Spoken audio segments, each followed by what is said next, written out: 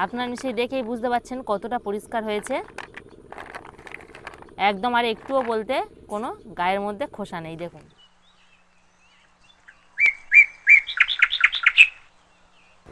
নমস্কার বন্ধুরা, Shipra kitchen with village ফুডের আরও একটা ভিডিওতে আপনাদের সবাইকে অনেক স্বাগত জানাই।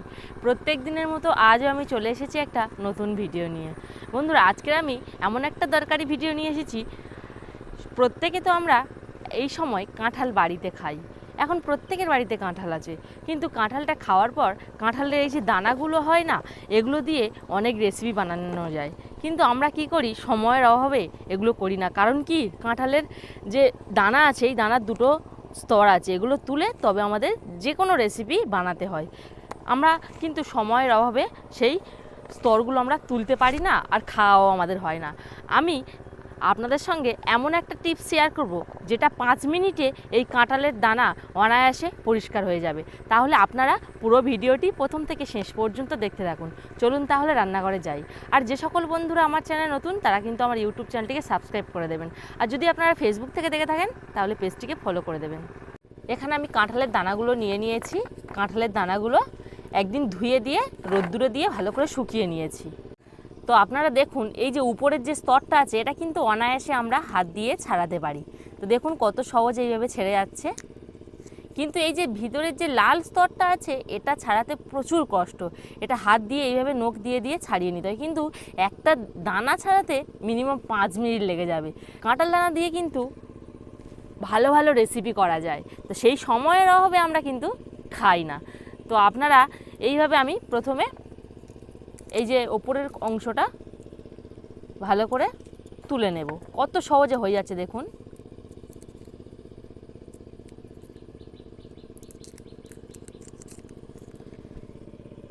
এইভাবে দানাগুলো আমি একটু দু টুকরো করে নেব মাঝখান দিয়ে, তাহলে কি হবে, দানাগুলো ছাড়াতে একটু সুবিধা হবে। এইভাবে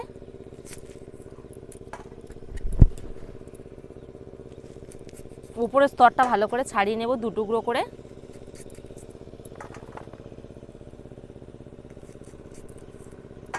দেখুন কাঁঠালের দানাগুলো দু টুকরো করে নিয়েছি। এবার এই যে উপরের স্তরটা আছে, একদম খুব তাড়াতাড়ি ছাড়ানো হয়ে যাবে। দু টুকরো না করলেও ছাড়ানো হতো, একটু দেরি হতো।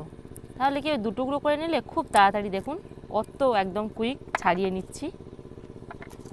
এই দেখুন, এ অনায়াসে উঠে আসছে।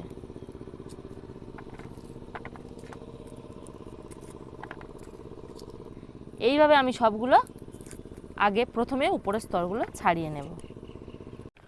উপরের যে খোলাগুলো থাকে একদম পরিষ্কার করে নিয়েছি। তো দেখুন, এখানে উষ্ণ গরম জল নিয়েছি, এইরকম হাত রাখা যাচ্ছে এইরকম গরম জল, এর মধ্যে এই দানাগুলো দিয়ে দেব। জলটা এমনভাবে নিতে হবে যাতে একদম দানাগুলো ডুবে থাকে। এখানে নিয়ে নিয়েছি লেবু, তো আপনারা যে কোনো লেবু নিয়ে নিতে পারেন। এর মধ্যে দিয়ে দেব লেবুর রস।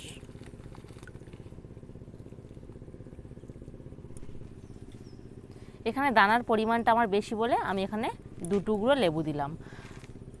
তো আপনারা যখন রান্না করবেন, তো এতগুলো করে দানা দিয়ে তো রান্না করবেন না, তখন আপনাদের আরও তাড়াতাড়ি হবে। এই অবস্থায় আমি সামান্য একটু রেখে দেব ঢাকনা দিয়ে। তো আপনারা যদি আরও তাড়াতাড়ি 5 মিনিটে, কেন বললাম 5 মিনিটে, আপনারা দেখে নিন। এখানে একটা নর্মাল জলের বোতল নিয়েছি, এর মধ্যে এই দানাগুলো দিয়ে দেব। এর মধ্যে একটু গরম জল নিয়ে নিয়েছি, দিয়ে এই দানাগুলো একটা একটা করে ঢুকিয়ে দেব। বোতলের মুখটা একটু বড় হলে ভালো হতো, তো ছোটো মুখ তো একটা একটা করে ঢোকাতে হবে, একটু দেরি হবে। বোতলের মধ্যে একটু লেবুর রস দিয়ে দেব,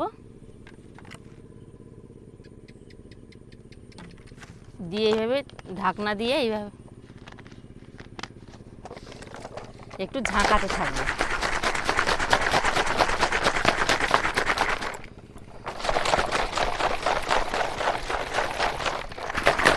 এখন একটুখানি ঝাঁকাতেই আপনারা নিশ্চয়ই দেখেই বুঝতে পারছেন কতটা পরিষ্কার হয়েছে। দেখুন একদম গাগুলো পরিষ্কার হয়ে গেছে।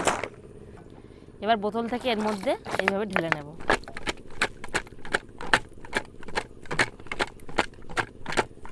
তো যেগুলো ভিজিয়ে রেখেছিলাম, হাত দিয়ে এইভাবে একটু ঘষে নেব। তো দেখুন অটোমেটিক গাছ থেকে একদম খোসাগুলো উঠে গেছে। এইভাবে 2-3 বার ভালো করে ধুয়ে নেব। তো দেখুন আপনারা এসে দেখেই বুঝতে পারছেন কতটা পরিষ্কার হয়েছে।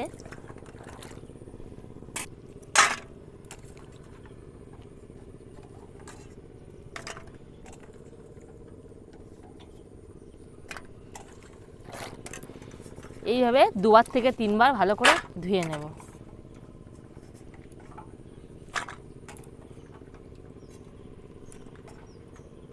তো পরিষ্কার করে 2-3 বার ভালো করে ধুয়ে নিয়েছি। তো কতটা সুন্দর পরিষ্কার হয়েছে দেখুন বন্ধুরা। আপনারা নিশ্চয়ই দেখেই বুঝতে পারছেন কতটা পরিষ্কার হয়েছে। একদম আর একটুও বলতে কোনো গায়ের মধ্যে খোসা নেই। দেখুন প্রত্যেকটা আমি ধরে ধরে দেখাচ্ছি। দেখুন একটু আর খোসা নেই গায়ের মধ্যে। আমার এই ভিডিওটি যদি আপনাদের ভালো লেগে থাকে তাহলে প্লিজ আমার ইউটিউব চ্যানেলটিকে সাবস্ক্রাইব করে দেবেন এবং পাশের বেল আইকন প্রেস করবেন। আর যদি ফেসবুক থেকে দেখে থাকেন তাহলে পেজটিকে ফলো করে পাশে থাকবেন। নমস্কার।